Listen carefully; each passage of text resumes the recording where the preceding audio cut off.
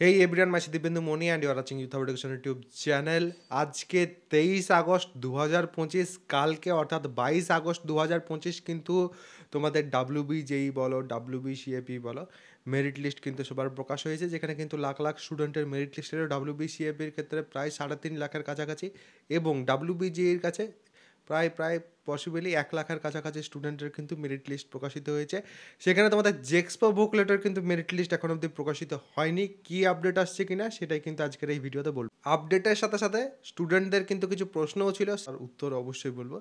তো first of all সেটা হচ্ছে ওবিসির এখন অবধি কিন্তু তোমাদের ক্যাটাগরি এবং সাবকাস্ট ক্যাটাগরি যেটা ছিল তোমাদের, সেটা আপডেট কিন্তু চলছে।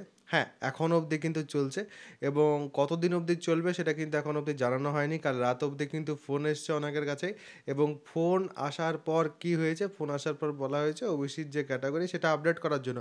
অনেকে কিন্তু সেই ক্যাটাগরি আপডেট করেনি, কারণ জেনারেল কনসিডার করা হবে যদি ক্যাটাগরি তুমি আপডেট না করো, সেই জন্য। তো অনেকে কিন্তু তার জন্য যেহেতু তাড়াহুড়ো করে করতে হবে, প্রথমে যদি বলে দেওয়া হতো যে লাস্ট ডেট এতদিন অবধি হচ্ছে, প্রায় 1 মাস ধরে এই প্রসিডিওরটা চলছে, অনেকে ভেবেছিল প্রথমত যে 7 তারিখের আগেই হয়ে যাবে, তার জন্য কিন্তু অনেকে করাতেই যায়নি, জানে যে হয়তো হবে না সেই কারণে।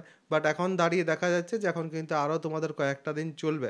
এখন আপাততভাবে বুঝতে পারছো যে আজকে তোমাদের স্যাটারডে, কালকে সানডে, অর্থাৎ এই দুদিন কিন্তু ছুটি, এবং এই দুদিনের মধ্যে মেরিট লিস্ট আসার চান্সেস কিন্তু একদমই কম। এবং যেহেতু এই ওবিসির আপডেটের বিষয়টা আছে, তার জন্য কিন্তু আরও কম হয়ে যাচ্ছে। যেখানে অত লাখ লাখ স্টুডেন্ট থাকা সত্ত্বেও মেরিট লিস্ট প্রকাশ করা গেল, এবং অবশ্যই ওবিসির যে বিষয়টা, সেই জটিলতাটা যেহেতু কেটে গেল, আমার মনে হয় যদি এখন মেরিট লিস্ট প্রকাশিত হতো তাহলে সেক্ষেত্রে খুবই ভালো হতো। 25 তারিখে আবার কিন্তু ওবিসির কেস আছে, ওবিসির যে মেন কেস, হোপফুলি তোমরা জানো 25 তারিখে কিন্তু সেটার হিয়ারিং আছে। এবারে সেইখানে যদি আরও কোনো জটিলতা আসে তাহলে সেক্ষেত্রে কিন্তু সোমবার দিন সমস্যা হতে পারে। জটিলতা না আসুক সেটাই আমি চাইছি, বাট যদি আসে তাহলে সেক্ষেত্রে কিন্তু সমস্যা হয়ে যাবে। আমি জানি না কেন এই ডিসিশনটা নেওয়া হলো যে এখন মেরিট লিস্ট প্রকাশ না করে পর একটু কিছুদিন পর করা হচ্ছে, এবং 15 তারিখের মধ্যে হোপফুলি তোমাদের অ্যাডমিশন কমপ্লিট করার চেষ্টা করবে। সেক্ষেত্রে কিন্তু স্টুডেন্টদের ক্ষেত্রে হড়বড়িটা কিন্তু অনেক বেশি বেড়ে যাবে। স্টুডেন্টরা হড়বড়ি যদি ভুল করে তার দায় কে নেবে, সেটাও কিন্তু একটা প্রশ্ন থেকেই যাচ্ছে। এবারে স্টুডেন্টদের যে প্রশ্ন ছিল সেই প্রশ্নগুলো একটু বলি। ফার্স্ট অফ অল হচ্ছে যে দাদা নোটিশ আসেনি বলে আজকে কি এলো না? দেখো, নোটিশ তুমি WBJEE বা WBCAPর ক্ষেত্রে যদি তোমরা দেখো তাহলে সেক্ষেত্রে সেখানেও কিন্তু আগে কোনো নোটিশ আসেনি। WBJEEর ক্ষেত্রে স্পেসিফিক বলছি, 1টা 40-এ কিন্তু তোমাদের যে মেরিট লিস্ট সেটা এসেছিলো, তার আগে কিন্তু কোনো নোটিশ সেখানে কিন্তু পাবলিশ হয়নি যে 1টা 40-এ তোমাদের মেরিট লিস্ট আসবে। এবং আমরা এর আগেও দেখেছি জেক্সপো ভোকলেটের ক্ষেত্রে এরকমভাবে তোমাদের আগে থেকে 10 দিন আগে মেরিট লিস্ট আসবে, এরকমের নোটিশ এইগুলো কিন্তু কখনো আসে না। তো চিন্তা নেই তোমাদের কিছু। নেক্সট হচ্ছে তোমাদের যে দাদা ওবিসি আপডেট হয়নি শুনছি, WBCAP পারলো, WBJEE পারলো, অত অত স্টুডেন্ট আছে সেখানে, তারা কিন্তু এই আপডেটের বিষয়টা করে নিতে পারলো। আমি জানি না আমাদের কমন অ্যাডমিশন পোর্টালে কী হচ্ছে কি না, বা কেন হচ্ছে না। নেক্সট প্রশ্ন সেটা হচ্ছে যে দাদা লেট যে হচ্ছে, তাহলে সেক্ষেত্রে কি আমাদের ভর্তির সময় সমস্যা হবে? এই দিকটা যত লেট হবে, ধরে রাখো ভর্তির যে সময়টা অর্থাৎ কাউন্সিলিংয়ের যে সময়টা সেটা কিন্তু ততটাই ছোট হতে থাকবে। কাউন্সিলিংয়ের সময়টা যদি কম হতে থাকে তাহলে সেক্ষেত্রে কিন্তু তোমাদের কাউন্সিলিং করে ভর্তি হতে সমস্যা হবে, এবং সেটা আমি জানি না কেন বুঝছে না, আমার জানা নেই।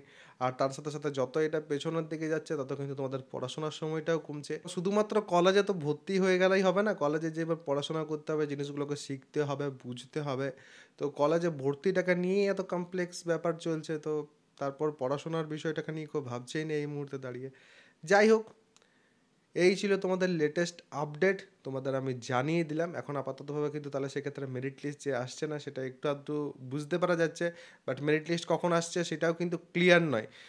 তোমাদের মেরিট লিস্ট কিন্তু 22 তারিখে পাবলিশ করা যেত ইজিলি, কারণ 7 তারিখে বলা হয়েছিল WBCAP পাবলিশ করবে, তার সাথে WBJEE প্রকাশ করবে, তার সাথে জেক্সপো ভোকলেট ITI এর কিন্তু প্রকাশিত হবে।